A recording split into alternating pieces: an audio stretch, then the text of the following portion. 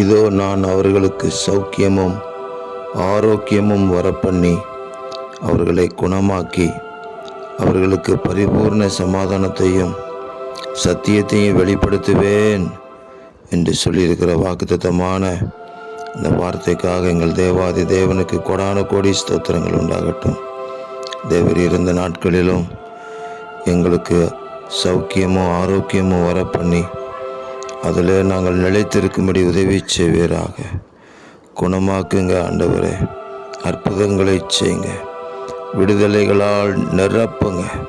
ஒவ்வொரு குடும்பங்களுக்குள்ளும் தேவையான அத்தனை அற்புதங்களும் ஆண்டவராக இயேசு நாமத்தில் நடைபெறுவதாக.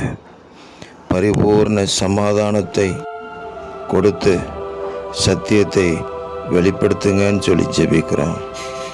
ஒவ்வொரு நாளும் சத்தியத்தை அறிகிற அறிவினால் நிரப்பி வெற்றியின் பாதையில் வாழ எங்கள் தேவன் எங்களுக்கு கிருபை தருவீராக.